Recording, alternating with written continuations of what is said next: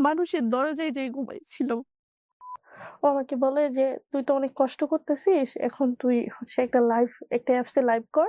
তোর তো makeup face ভালো।" বিগো অ্যাপস। হাসব্যান্ড বসে থাকতেন আমার বাচ্চা নিয়ে। আমি লাইভ করতাম। একপাশে হাজবেন্ড পাশে বসে থাকতো আমি লাইভ আর করতাম। আপনি হাজবেন্ডকে দেখাইতেন না, শুধু আপনাকে দেখা যেত। হ্যাঁ, হ্যাঁ। তো তখন অব্দি মানে ওই লোকটা জানতো যে আমার হাসব্যান্ড আছে কিন্তু আমার সাথে নাই। মানে আমার হাসব্যান্ডের সঙ্গে আমার অ্যাফেয়ার নাই। আচ্ছা, কি তখন ভয়ঙ্কর চিন্তা করা যায়। সালামু আলাইকুম প্রিয় দর্শক এবং শ্রোতা। আল্লাহ সর্ব অবস্থায় আমাদের সবার মঙ্গল করুন। সবসময়ের মতো সেই দোয়া এবং শুভকামনা জানিয়ে শুরু করছি লাইফের একটি এপিসোড। যদি আপনি আপনার জীবন গল্প বলার জন্য আমাদের সঙ্গে যোগাযোগ করতে চান, সেক্ষেত্রে আমাদের একটি ফোন নম্বর রয়েছে। ফোন নম্বর হচ্ছে 09639887777। এছাড়া আপনি চাইলে আমাদেরকে মেইলও করতে পারেন sharemystory24@gmail.com। এই দুটো ঠিকানাই আমার ভিডিওর কোনাতে ফিক্স করে দেওয়া আছে, আপনারা চাইলে ওখান থেকে ঢুকে নেবেন। সো লাইফে আজকে কে রয়েছে একটু পরিচিত হই। নাম কি আপনার? জি, আমার নাম বয়স কত আপনার? আমার ২০০১ এ বার্থ অফ ডেটে আছে। 2001 জন্ম আপনার। হুম, হুম। তার মানে আপনার 24 বছর বয়স 2025 যদি বলি। জি। জন্ম জেলা? জন্ম জেলা নওগাঁ। নওগাঁতে। বলেন কি গল্প শুনি। আমার বয়স যখন ১ বছর, আমার ভাইয়ের বয়স ৫ বছর। জি। আমার আম্মু আমার আমাকে নিয়ে আমার ভাইকে রেখে আমার আমার বাবার আপন ফুফাতো ভাইয়ের সঙ্গে চলে আসেন। মানে চলে আসা এসে বলতে কি ওনার সাথে সম্পর্ক ছিল? হ্যাঁ, হ্যাঁ, উনি মানে গ্রামের ভাষায় বলে পলায় গেছে। এরকম একটা কথা আরকি। বিয়ে করছে আরকি পলায় এসে। আমি যেহেতু ছোট ছিলাম, আমাকে ঢাকায় নিয়ে আসেন। তো ঢাকায় এসে আমার আম্মু গার্মেন্টসে চাকরি করেন।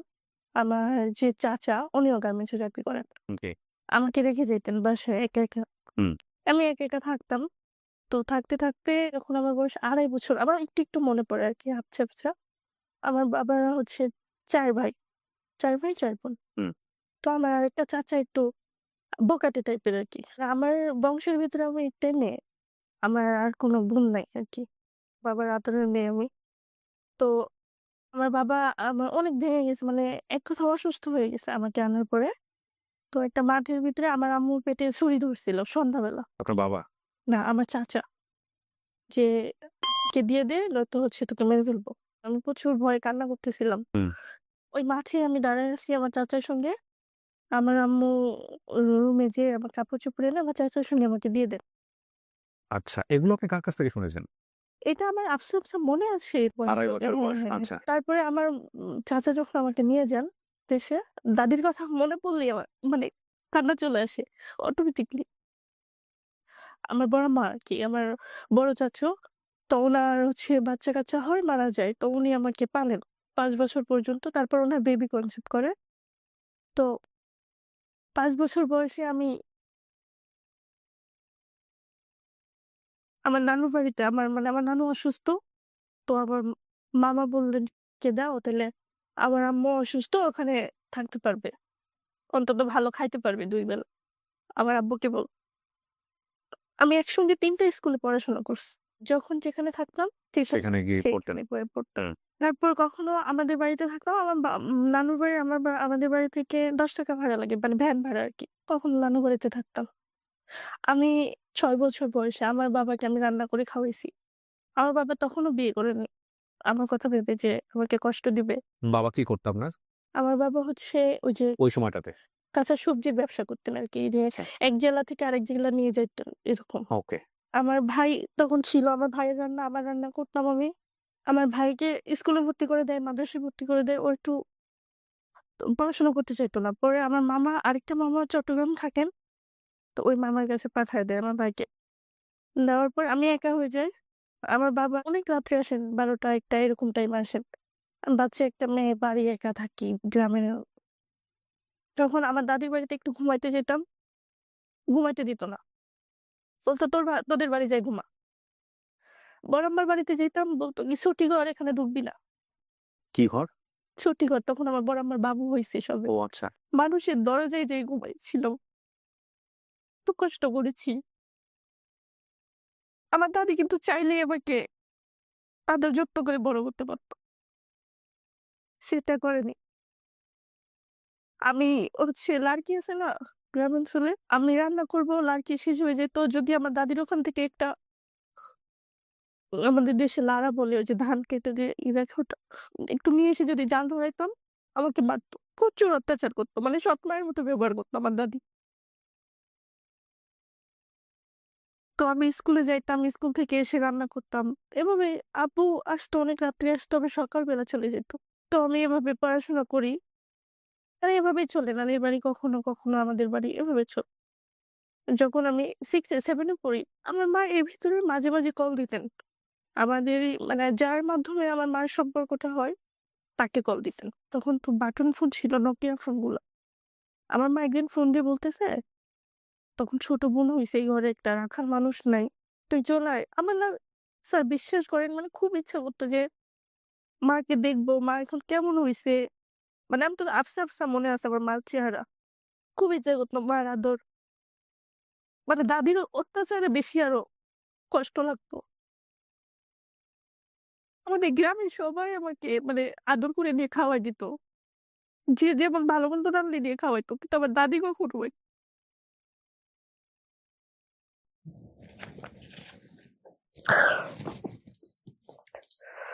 তো আমার ওই বোনকে, মানে চাচাতো বোন হয় আমার, বোনকে বলতেছে কে নিয়ে আয়। আমি আমার ওই বোনের সঙ্গে চলে আসি ঢাকাতে। আমার আব্বু আমার পা ধরে কান্না করছে, যাস না। আমি আব্বুর কথা না শুনে স্কুল ড্রেস পরে চলে আসছি। কোন ক্লাসে পড়তেন? 7-এ পড়তাম, ঢাকায় চলে আসছি। আপনি যখন আসছেন তখন কি আপনার বাবা ম্যারিড, বিয়ে করছে? আবার না, বিয়ে করে নাই? আমি আসার 1 মাস পরে বিয়ে করছি। তারপর তারপর ঢাকায় আসার পরে আমার সেই ছোট বোনকে আমাকে দিলেন পালতে। তো আমার ছোট বোন, আমি তখন ছোট ছিলাম, পারতাম না, মানে টেক কেয়ার করতে পারতাম না এত। আপনার মা কি ওনার ঘর সংসার করতেছে তখন? হ্যাঁ একসঙ্গেই থাকে? হ্যাঁ, ওকে একটা রুমে থাকে, চান্দুরা ওকে থাকে। হুম। তো তখন আমি যখন পারতেছি না, আমার আম্মু দেখতো, তখন প্রচুর অত্যাচার করতো আমাকে। অত্যাচার বলতে? তোকে নিয়ে আসলাম দেখার জন্য, ওনাকে ওনাকে দেখতে পারিস না, মানে মারধর করতো। হুম। তারপরে আমার বোনকে দিয়ে দিলেন আমার খালার কাছে হুম। গ্রামে, দিয়ে আমাকে একটা, তখন আমার বয়স কত, 6-এ পড়ি, 12-13 বছর হবে এরকম। হুম। আমাকে নুডলস ফ্যাক্টরিতে, একটা ফ্যাক্টরিতে নিয়ে দিলেন। লেখাপড়া বন্ধ? বন্ধ। 1200 টাকা স্যালারি পাইতাম আমি। কিছুদিন পর ওইটা বন্ধ হয়ে গেল। আর একটা ছোট গার্মেন্টস ছিল, গেঞ্জি সেলাই করতো, সেখানে দিলেন। সেখান থেকে মোটামুটি আমি 1 বছরের মতো ওখানে থাকি আর কি। সব মানে মেশিন টেশিন চালাইতে পারি, গার্মেন্টস এর আর কি, সব বুঝি তখন। হুম। তখন অব্দি আমি স্যালারি পাইতাম, আম্মুকে এনে দিতাম। তো একদিন আমাকে এত বেশি মারে, তো আমি তখন হচ্ছে আমাদের রাস্তার সাথে বাসা, তো আমি বলতেছি আমি মরে যাব, থাকবো না, গাড়ির নিচে যাবো, এরকম আর কি বলতেছি। তখন আমার মা আমার চাচাকে বলতেছে, ফোন দিয়ে বলতেছে নিয়ে যা, জঙ্গল আসছে, মানে বাজে বিহেভ করতেছে আর কি। তখন আমার চাচা বললো কি আমার ফুপু আবার থাকবে, তো তখন আমার ফুপুর কাছে আমাকে পাঠায় দেন। হুম। আপনি মার কাছে থাকতে পারলেন না তার মানে? না, ওকে। তখন আমার ফুপুর কাছে পাঠায় দেন। আমার ফুপু আমাকে রানা প্লাজার ভাঙছে না ওই বছরটায়, হুম। আমাকে গার্মেন্টসে দেয়। আমি ওখানে 2 বছরের মতো জব। হুম। তো জব করতে করতে আপনার টিভি দেখতেছি, সিরিয়াল দেখতেছি, তো জিরো চ্যানেলে একটা অ্যাড আসছে ডান্সের, ডান্স শেখায় ডান্সের ক্লাবে। তো অ্যাড দেখে আমি নাম্বারটা নিয়ে তাদের সঙ্গে কথা বলি। হুম। তো ওনারা জিরো চ্যানেল মানে বুঝতে পারছেন ডিশের একটা চ্যানেল হ্যাঁ হ্যাঁ, যেখানে মানে নিজস্ব CD নিজস্ব সিডি গুলো হ্যাঁ প্লে হ্যাঁ করে। আপনারা যদি ডিশ দেখার আইডিয়া থাকে তাহলে বুঝতে পারবেন। হ্যাঁ জি। তো তখন হচ্ছে উনি আমাকে বলেন ভর্তি ফি 500 টাকা, হুম। মাসিক 500 টাকা। হুম। তখন আমি বলতেছি ঠিক আছে, আমি বেতন পেয়ে গার্মেন্টসে জব করি, বলতেছি বেতন পেয়ে তারপর যাব আমি। মানে নাচ দেখে আপনার আগ্রহ হয়েছে? হ্যাঁ, আচ্ছা। যে আমি নাচ শিখতে চাই। তখন আমি স্যালারি পেয়ে কথা মতো 10 তারিখে যাই, যে ডান্স শিখি। এটা ছিল ডিসেম্বর মাসে ছিল। থেকে থাকতেন আপনি কার কাছে? আমার ফুপুর কাছে থাকতাম। ফুপুর কাছে? বাবার সঙ্গে যোগাযোগ নাই? যোগাযোগ কথা হইতো আর কি ওইরকম। আমার বাবা তো টোটালি আমার কথা শুনতে পারতো না। কেন? আমার বাবা ওই যে চলে আসলাম আমার মার ও কাছে, এই কারণে আর সে শুনতে না পারতো না? এখনো না, আমার আব্বু আমার সঙ্গে ভালোভাবে কথা বলেন না। অভিমান। কিছু অভিমানের কোনো যুক্তি থাকে না, যুক্তি দিয়ে সেগুলোকে পুরনো মানে আপনি কোনোভাবেই বাঁধতে পারবেন না। মানে ওই বয়সে তো যাওয়ারই কথা মার কাছে, সেখানে বাবাকে কেন অভিমান করতে হবে? কিন্তু হয়, যুক্তি থাকে না। তারপর আমি সেখানে ডান্স শিখি, 5 দিন রিহার্সেল করি, নিয়মিত যাই আর কি 5 দিন। হুম। অফিস ছুটি হওয়ার পরে যাইতাম। তো 16ই ডিসেম্বরে ওনাদের একটা শো থাকে ক্লাব থেকে। তখন আমার উস্তাদ আমাকে বললেন যে, "তুমি চলো, যদি তুমি ডান্স নাও করো, তুমি দেখবা তোমার অভিজ্ঞতা হবে।" আচ্ছা, ৫ জন ডান্স করার পরে সবার লাস্টে আমাকে উঠান। আমি উঠবো না, জোর করে উঠান। স্টেজে উঠায় আপনাকে ডান্স হ্যাঁ, করানোর হ্যাঁ। জন্য। বয়স কত তখন আপনার? তখন আমার 14 বছর। প্রোগ্রামটা কোথায়? এটা ধামরাই ছিল। কি ধরনের লোকজন আসছে ওখানে? হয় না 16ই ডিসেম্বর তারপর 14ই ফেব্রুয়ারি কনসার্ট প্রোগ্রাম বুঝতে হয় পারছি। না? হ্যাঁ, তারপর? এরকম। তো তখন আমি সবার লাস্টে যখন স্টেজে উঠি, পারফর্ম করি, করার পরে আমি ২,০০০ টাকা টিপস পাই।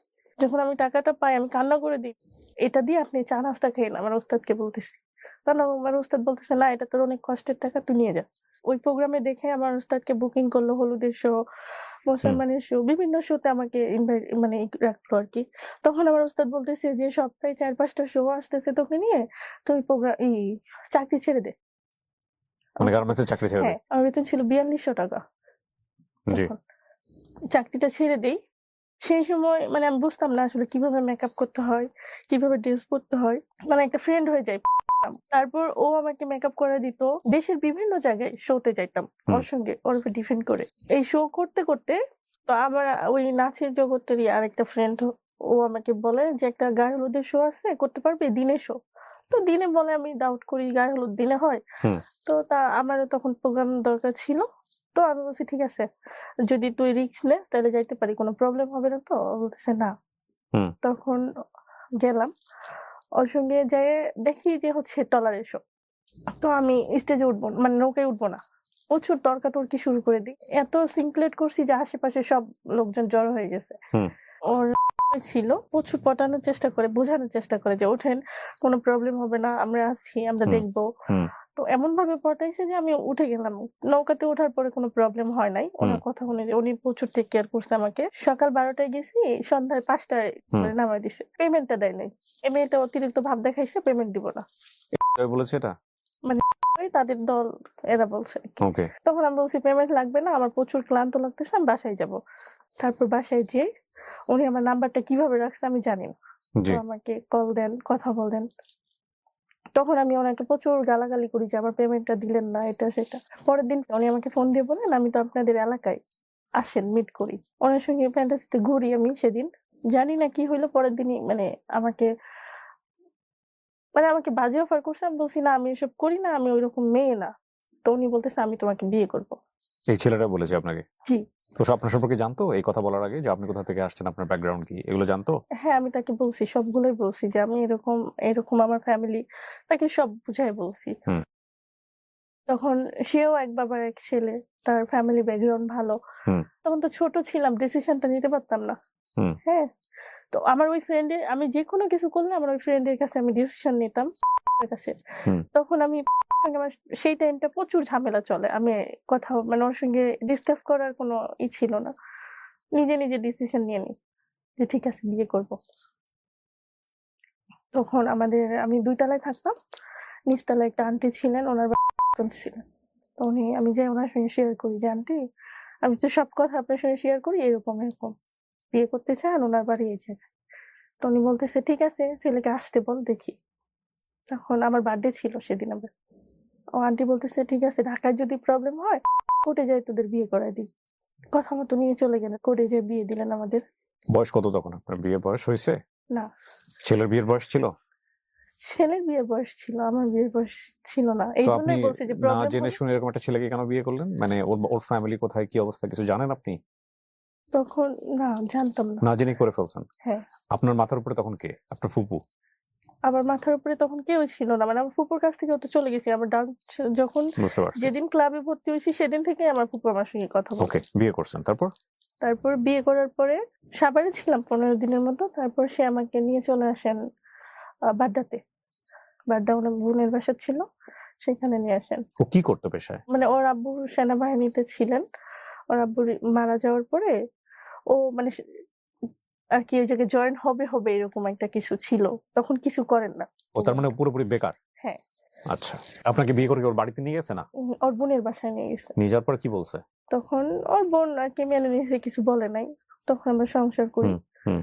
তখন ও ছোট একটা জব নাই। তো আমার হাসব্যান্ড প্রচুর পাঠাইতেন, মানে নেশা করতেন। কবে জানলেন এটা? বিয়ের পরে। কিভাবে জানলেন? আমার ননাস ওর বোন আমাকে বলেন যে এরকম এরকম তুমি জানো না আমার আব্বা মারা যাওয়ার পরে আমাদের প্লট ছিল অপু শহরে, মানে আমার হাজবেন্ডের, সেই প্লট বিক্রি করে তার প্রচুর, মানে আপনি যার নিজের চোখে দেখছেন? হ্যাঁ না দেখলে বলেন না, আপনি না না না কিভাবে আমি দেখছেন সেটা দেখছি, বলেন। আমি বলি। হ্যাঁ, তারপর ও এই মানে ওর বোনের সঙ্গে প্রত্যেক দিনই ঝামেলা করতো টাকা পয়সা নিয়ে। এক ভাই এক বোন? না 2 বোন। আচ্ছা ওর বড় বোনের কাছে প্লটটা বিক্রি করে যে টাকা দিয়ে প্রত্যেক দিন আচ্ছা। টাকা নিত আর উনি যাই খাইতো। তো এক পর্যায়ে যে যখন আমাদের বিয়ের বয়স 6 মাস তখন রুমেই খাইতো, মানে এতদিন তো বাইরে খাইতো।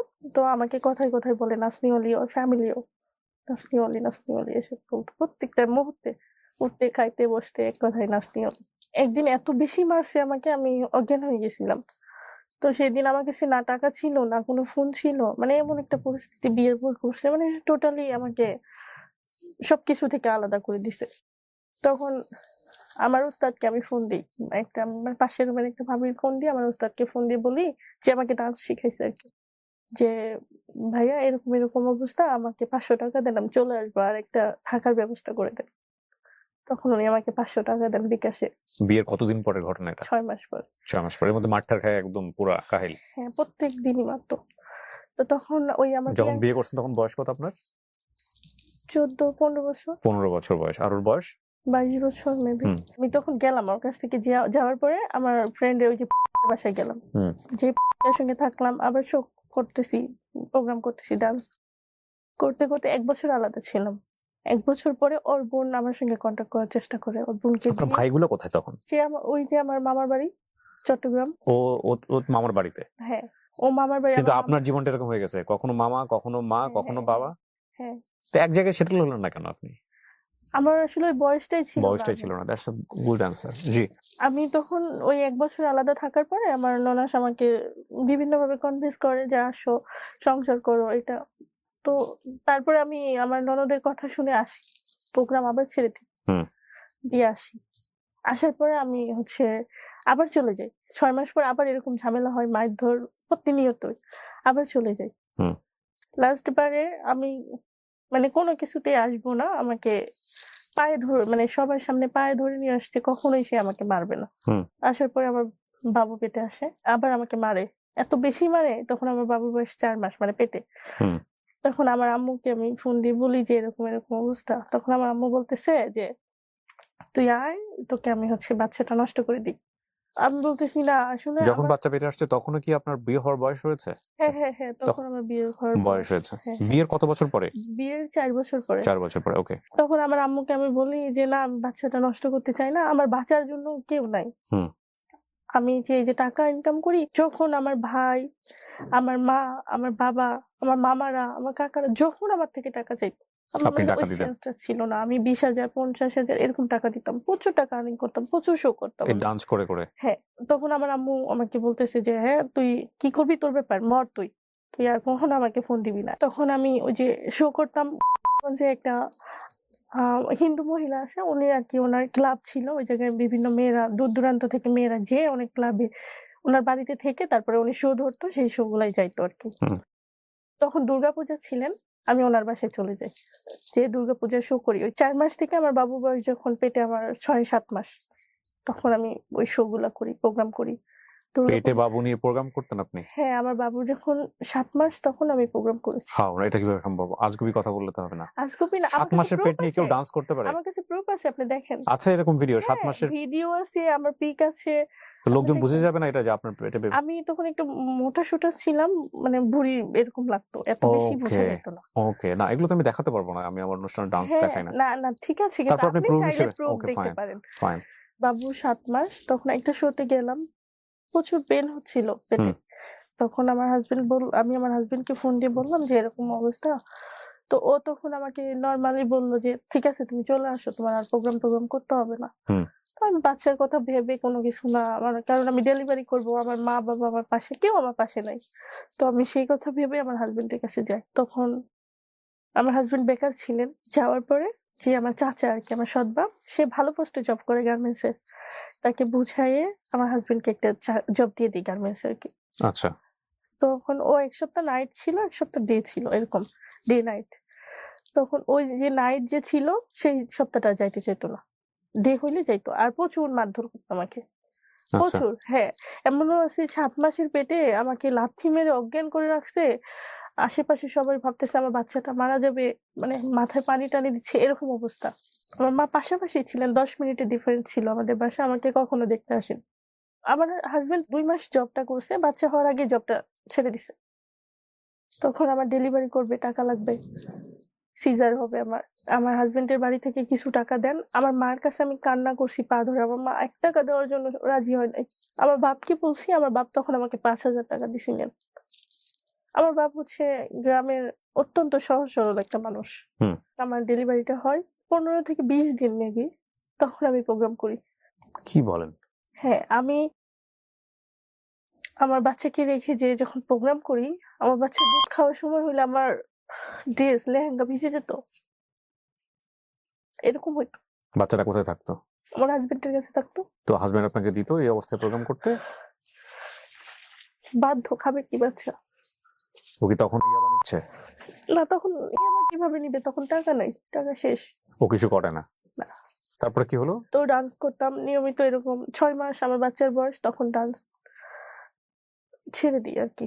তো আমার একটা ফ্রেন্ড, ও আমাকে বলে যে তুই তো অনেক কষ্ট করতেছিস, এখন তুই হচ্ছে একটা অ্যাপসে লাইভ কর, তোর তো মেকআপ ফেস ভালো, ওখান থেকে যদি কিছু আসে তোর প্লাস পয়েন্ট হবে, তো বাচ্চার কাছেও থাকতে পারলি, বাইরে যাইতে হইলো না। হুম বিগো অ্যাপস। তখন আমি ওর কথা মতো ওই মানে অ্যাপসটা ডাউনলোড করি। ভিগো লাইভ সম্পর্কে আগে জানতেন? ওকে ওইটা ওই দিনই আমি হচ্ছে ডাউনলোড করি, করার পরে একটা এজেন্সির মাধ্যমে লাইভ করি। এজেন্সি বলতে আমি বিস্তারিত জানতে চাই। ওই অ্যাপসে গেলেই বলে হোস্টিং নিবেন নাকি, মানে বিভিন্ন এজেন্সিরা হচ্ছে বলে হোস্টিং নেন। এজেন্সির লাভ কি আপনাকে হোস্টিং? এজেন্সির লাভ হচ্ছে যে আমার আইডিতে যদি আমাকে কেউ যদি হচ্ছে 20,000 ডায়মন্ড গিফট করে, মানে ওখানকার কয়েন আর কি, 20,000 ডায়মন্ড গিফট করে, তো এটা থেকে ডলার আসবে 19,000 টাকা পাবো আমি। আর ওই এজেন্সি পাবে, এখান থেকে এজেন্সিও পাবে। এজেন্সি কেন পাবে? এজেন্সি আপনাকে কি সুবিধা দেবে? এজেন্সি আমাকে পরিচালনা করতেছে, কিভাবে? উনি আমাকে ওই টাকাটা উইথড্র করে বিকাশ থেকে দিবে। আচ্ছা ওকে। আমার কিছু জানা নাই ভিগো লাইভ নিয়ে। আপনারা নিশ্চয়ই জানেন যে কিছুদিন আগে কিন্তু আমাদের এরকম একজন অভিনেত্রী মারা যাওয়ার পরে এই ভিগো লাইভ অ্যাপটা নিয়ে অত্যন্ত আলোচনা সমালোচনা তৈরি হয়। ওনার লাইফের মধ্যে যেহেতু ভিগো লাইভ ঘটনাটা আছে, যে কারণে ওনার কাছ থেকে জানতে চাচ্ছি। হ্যাঁ, তারপরে কি হলো? তারপর ওই বিগো লাইফে একজন আসে, যে আমাকে প্রচুর গিফট করেন, মানে ডায়মন্ড ছেলে আর কি, যে ছেলে আমাকে গিফট করেন। তখন আমি ওনার সাথে কি কথোপকথন হয়, মানে কথা হ্যাঁ, বলা যায়? কথা হয় তখন আমার। আচ্ছা উনি আমাকে প্রচুর লোভ লালসা দেখায়। তখন এরকম আমার স্টোরিটা বলি, আমি ডান্স করতাম। তো উনি আমাকে বলে যে লাইভ করতে হবে না, তুমি কত টাকা পাও লাইভে, আমি দিব, তোমার লাইভে আর আসতে হবে না। তখন আমি এটা আমার এজেন্সিকে জানাই, বলে কি না এসব ফালতু, এরকম কত আসবে তোমার, কত গেস্ট আসবে, সবাইকে ধরে রাখতে হবে, সবাইকে মিষ্টি মিষ্টি কথা বলে ধরে রাখো। প্রচুর টাকা নষ্ট করতো, মানে ওই জুয়া খেলতেন, আমাকে গিফট করতেন। আমি হচ্ছে মাসে 30,000 40,000 টাকা উঠাইতাম তখন ঘরে বসে ওই ভিডিও থেকে। টাকাটা কোথায় আসতো? বিকাশে? বিকাশে। হাজবেন্ড বসে থাকতেন আমার বাচ্চা নিয়ে, আমি লাইভ করতাম। হাজবেন্ড পাশে বসে থাকতো আমি লাইভ আর আপনি লাইভ, হাজবেন্ডকে দেখাইতেন না, শুধু আপনি আপনাকে দেখা যেত? হ্যাঁ হ্যাঁ। তো তখন অব্দি মানে ওই লোকটা জানতো যে আমার হাজবেন্ড আছে কিন্তু আমার সাথে নাই, মানে আমার হাজবেন্ডের সঙ্গে আমার অ্যাফেয়ার নাই। আচ্ছা, সেপারেশনে আছেন। হ্যাঁ, এটা জানতো। হাজবেন্ডের কথা বললে তো অবশ্যই আমাকে গিফট করবে না। তখন আমারও মানে একটা ভিতরে কাজ করতো যে আমার বাচ্চা নিয়ে আমাকে ভালো থাকতে হবে। আমার হাজবেন্ডের সঙ্গে আমার প্রচুর ঝামেলা হয়, প্রত্যেকদিন এই ঝামেলা হয় বিগো লাইফ নিয়ে। কেন? ওই যে ছেলেটা আমাকে ফোন দেয়, কথা বলতে হয়, এটা তো আপনার হাজবেন্ডও জানে। টাইম দিতে হয় ওই ছেলেটাকে, এই জন্য আমার হাজবেন্ড জেলাস ফিল করতো আর আমার সঙ্গে ঝামেলা করতো। আবার কিছু বলতেও পারে না, কারণ ওর কাছ থেকে তো টাকা আসে। হ্যাঁ হ্যাঁ। কি তখন ভয়ঙ্কর, চিন্তা করা যায়। এরকম হতে হতে একদিন আমার হাজবেন্ডের সঙ্গে প্রচুর ঝামেলা হয় ঈদের আগে। তখন আমি বলি যে আমি বাড়ি যাব, ওই ছেলেটা তখন আমাকে 10,000 টাকা পাঠান। আপনার হাজবেন্ড ছেড়ে দিতে বলে আপনি ছাড়েননি কেন?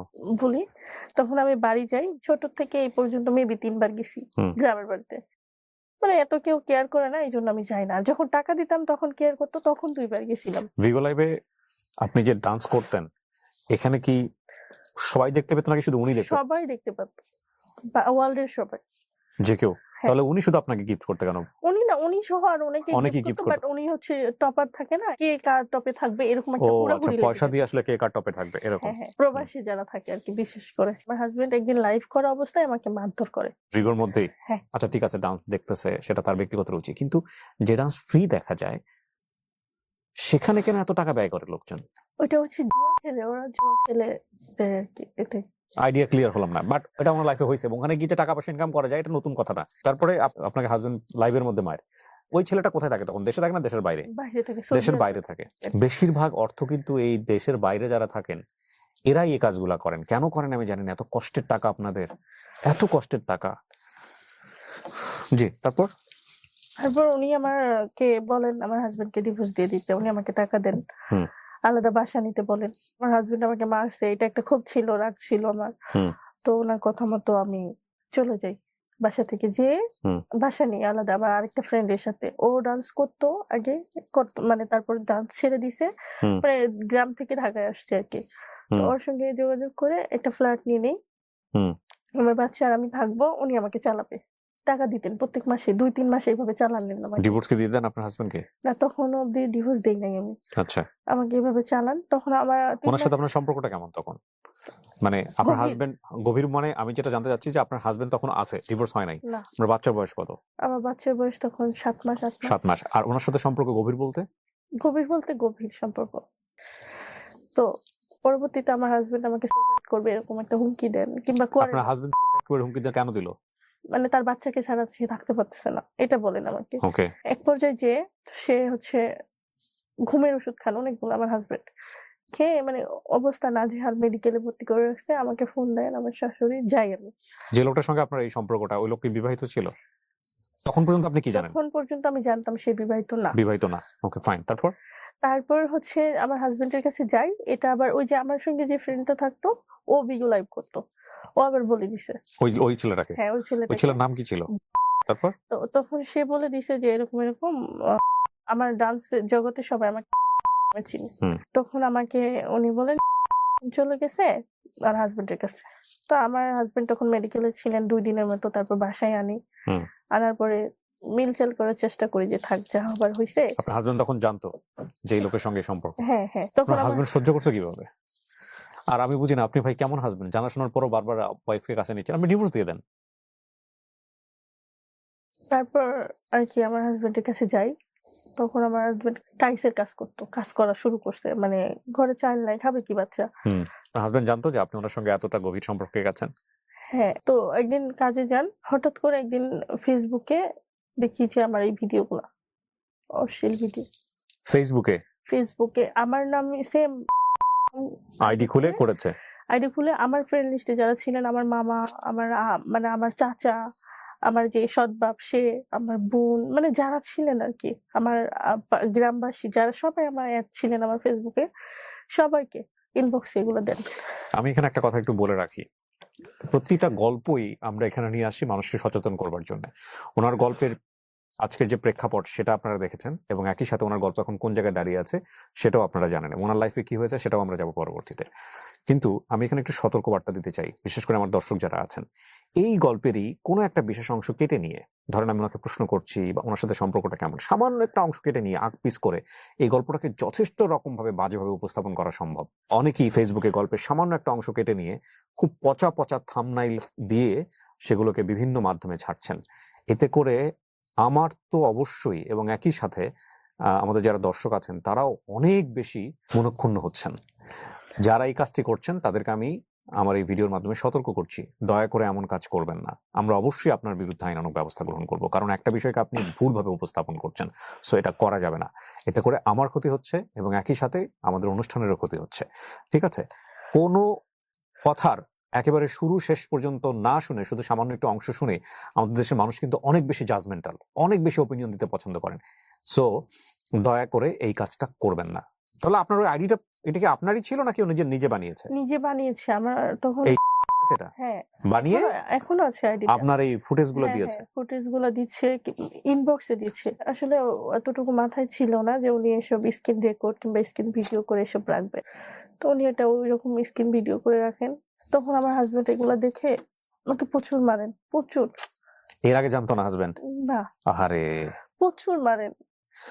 মারবে কি, ওর তো মাথা খারাপ হয়ে যাওয়ার কথা হ্যাঁ, এগুলো দেখার পরে। আপনি ওকে মানে না জানিয়ে আপনি তো প্রচুর মারার পরে আমি তো মারে কি, মানে ওই সময়টাতে একটা ছেলের ব্রেন আউট হয়ে যাওয়ার স্বাভাবিক, কারণ তার ওয়াইফ না থাকলে ঠিক আছে ফাইন, কিন্তু এই যেহেতু জিনিসপত্র যখন তার চোখের সামনে পড়ছে, শুধু ছেলে না, একটা মেয়ে হলো কি কি কি ধরনের চিন্তা ভাবনা, কি কি অবস্থা দাঁড়াবে।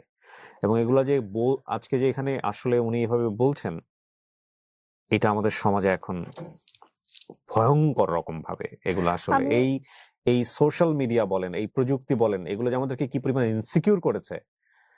এই অনুষ্ঠানগুলোর এই কারণেই প্রচার করা যে আমাদের সবার সাবধান হওয়া উচিত। আমি এই টপিকগুলো না বললে আমি জানি আমি এই শো থেকে যাওয়ার পরে আমার ওই ভিডিওগুলো ভাইরাল হয়ে যাবে এগুলা নিয়ে, আমি জানি, এই জন্যই বললাম। খাইতে হবে বাস্তবে, সে তো আমাকে লোভ লালসা দেখাইছে যে বিয়ে করবে, তখন অবধি সে আপনি দোষ স্বীকার করছেন ওই সময়টাতে যে আপনি হ্যাঁ ভুল হয়েছে হ্যাঁ এটা? আমার ভুল হয়েছে, আমার ফেস দেখা যাচ্ছে, আমার দোষ না স্বীকার করে তো ওই কোনো ছেলের উপায় ফেস দেখা গেছে? ওই ছেলে যে হ্যাঁ ওই ছেলের ফেসও দেখা যাচ্ছে। কত সালের ঘটনা এটা? 22 সালে ঘটনা, আপনি 23 সালে 23 পুলিশের কাছে গেছেন, মামলা না করেছেন? না না কেন করেননি?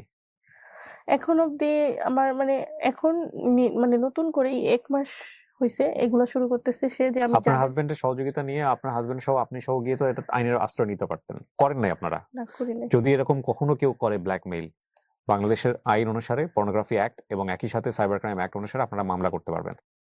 কোনোভাবেই এটাকে টলারেট করবেন না। কোনো রকম যদি কেউ কোনো ব্ল্যাকমেইলের ঝুঁকি দেয়, যে মানে বলে যে তো আরো পাবলিশ করব, কোনোভাবেই ভয় পাবেন না, মামলা করেন। এবং মামলা অবশ্যই করবেন। যদি থানাতে মামলা না হয় কোর্টে যাবেন, কোর্টে গিয়ে মামলা করবেন। হ্যাঁ, জি। তো আমার পরিস্থিতিটা তখন এরকম ছিল, প্রত্যেকটা মানুষ আমাকে ফোন দিয়ে বলে, আমার ইভেন আমার নিজের ভাই ফোন দিয়ে বলে যে এসব কি। তখন আমি আসলে অনেকবার গেছি, তখন আমার হাজবেন্ডের সঙ্গে থাকা অবস্থায় গলায় দিয়েছি, ও ওই তখনও আমাকে মারে যে তুই কেন করতে যাবি কিংবা এরকম কিছু। আমার হাজবেন্ড আমাকে প্রচুর ভালোবাসে, কিন্তু আসলে নেশা করতেন তো এই জন্য এরকম প্রত্যেকটা খোটা শুনতে হচ্ছে, আমার দোষ আমি করছি, আমাকে মানে সব প্রতিনিয়তই দেখছোস মানে গেছোস এটা দেখাইছোস মানে এরকম খোটা দিচ্ছে আমাকে। আমি আমার হাজবেন্ডের কাছ থেকে চলে যাই, ওই যে বললাম না আমার যে একজন শো করায় বাসায় মেয়ে রেখে, তখন আমার বাচ্চার বয়স 10 মাস এরকম। তখন আমার জামাই আমাকে প্রচুর ভালোবাসতেন, বিভিন্ন জায়গায় মানে যেই জায়গায় আমি যেতে পারি পরিচিত সব জায়গায় গেছেন সে আমাকে খোঁজার জন্য। আমি টোটালি সিম টিম অফ করে মানে আমি চাচ্ছিলাম যে হয়তো বা মরে যাবো, নয়তো বা এমন কোথাও যাবো কেউ যেন আমাকে না পায়। তো সেখানে যে আমি একটা শো করার পর আমার হাজবেন্ডকে ডিভোর্স দিই, কোর্টের থেকে ডিভোর্স দিয়ে দেওয়ার পরে বাচ্চাকে নিয়ে মানে বাড়ির ভিতরে অপরিচিত একটা জায়গায় গোপন, যেখানে আমি চলে আসি। আসার পর আমার বাচ্চাকে মানুষের কাছে রেখে গার্মেন্টসে চাকরি নিই। এগুলো সব ছেড়ে ছুটে দিয়ে টোটালি মানে যেতে আমাকে কেউ কোথাও না পায়। তখন কি সম্পর্ক আপনার তো তখন আমার লাইফটা অলরেডি হেল্প করে দিচ্ছে, সাথে কমিউনিকেশন আছে তখন মানে আপনার? কারোর সঙ্গে না, আমার হাজবেন্ডের সঙ্গেও না, সঙ্গেও না। তারপর আমি এখন গার্মেন্টসে চাকরি করি। এখন মানে আমাকে কোনোভাবে কনভিন্স করতে মানে পারতেছে না আমার মাকে। আমার মার নাম্বার ওর কাছে আছে। আমার মাকে ফোন দেন দিয়ে বিভিন্ন ভাবে ট্রেড করেন যে এগুলো আরো পাবলিক করবে, আরো ছাড়বে। আপনার মার নাম্বার পেলো কিভাবে? গভীর সম্পর্ক ছিল, সেখান থেকেই দেওয়া সবকিছু শেয়ার করছে সবকিছু। হ্যাঁ, আমার মা আমাকে ফোন দিয়ে প্রতিনিয়ত বকে যে এরকম। তো এখন ইদারিং যা করতেছে যে হচ্ছে আমার যাদের সঙ্গে শো করছি মানে প্রোগ্রাম করছি বিভিন্ন অ্যারেঞ্জার, তাদের সঙ্গে তো একটা ডান্স প্রোগ্রামে গেলে সেলফি তো তুলে ফেসবুকে ছাড়ে যে আমরা প্রোগ্রামে আসছি। তো ওই যে অশ্লীল পিক গুলা পাশাপাশি দাঁড়ায় মানে সেলফি উঠাইছি, ওই মাঝখানে অশ্লীল পিক দিয়ে ছাড়তেছে ওই আইডি। এই ছেলের যে কাজটা করছে আপনি নিশ্চিত ওই করতেছে? হ্যাঁ। ওর বাড়ি কোথায় আপনি জানেন? হ্যাঁ। ওর বাবা মায়ের ঠিকানা জানেন? না, ওর বাবা মার ঠিকানা জানি না, কিন্তু ওর বাড়ি কোথায়, কোন থানাতে বাড়ি, এগুলো বের করতে পারছেন আপনি? এইটার হচ্ছে আপনি অবশ্যই আইনানুগ ব্যবস্থা গ্রহণ করতে পারবেন, এটা তো বাংলাদেশের আইনেই আছে। এটা ব্ল্যাকমেল করার কোনো সুযোগ নাই। আপনি উনি যদি বাংলাদেশে নাও আসে, আপনি ওনার পরিবারের নাম বা সমস্ত কিছু মেনশন করে আপনি থানায় যান, অন্তত একটা জিডি করেন, আপনি আইনানুগ ব্যবস্থা গ্রহণ করেন। আর সারা জীবন ব্ল্যাকমেল করবে। হ্যাঁ, তো এখন ওদেরকে ব্ল্যাকমেল করতেছে, আমার সঙ্গে কন্টাক্ট করে দিতে বলতেছে ওরা। মানে ওনার সঙ্গে যারা ছবি তুলেছে তারাও এখন বিপদে আছে। তো এখন ওরা ওই যে স্ক্রিনশট আছে আমার কাছে, ওরা আমাকে বিভিন্ন ভাবে মানে এক কথাই রাগারাগি করতেছে আমার সঙ্গে। এটা এই রিসেন্টলি ঘটনা। তো আপনার চলে কিভাবে এখন? গার্মেন্টসে জব করি। সাবেক স্বামী মানে এখন তার স্বামী নেই, আপনি ডিভোর্স দিয়ে দিয়েছেন, কত বছর আগে দিয়েছেন? 2 বছর হয়ে গেছে। উনি আর যোগাযোগ করে আপনার সঙ্গে? বাচ্চার সঙ্গে কথা বলে। আপনাকে চায় না? চাই মানে আমি চাচ্ছি না, কারণ গেলে আবার ওই প্রতিনিয়তই খোটা শুনতে হবে। আপনি তাকে মন থেকে ভালোবাসেন আপনার হাজবেন্ডকে? অবশ্যই। সবচেয়ে বড় ক্ষতিটা তো এটাই করছেন। একটা কথা বলে অনুষ্ঠানটা শেষ করব। সংসারে হাজবেন্ডের সঙ্গে অশান্তিতে আছেন, সংসারে ওয়াইফের সঙ্গে অশান্তিতে আছেন, সেই অশান্তির লাঘবের জন্য যদি থার্ড পার্টি কাউকে আশ্রয় দেন, আপনি যদি মনে করেন এতে আপনি শান্তিতে থাকবেন, আপনার চেয়ে বোকার পৃথিবীতে কেউ নাই। থার্ড পার্টি যদি আপনার ফার্স্ট পার্টি হয়, তাহলে আপনি বর্তমানে যার সঙ্গে আছেন তাকে বাদ দেন আগে, বাদ দিয়ে তারপর তার কাছে আপনি যান। এক্সিস্টিং একটা জায়গায় থাকার পরে আপনি সাইডে আরেকজনকে রেখে যদি মনে করেন যে আপনি শান্তিতে থাকবেন, আপনার সেই শান্তি হয়তো বা কিছুদিনের জন্য হয়তো শান্তিকর মনে হবে, but you don't know the result কতটা ভয়ানক হইতে পারে এটা আপনি বুঝবেন কিছুদিন পরে।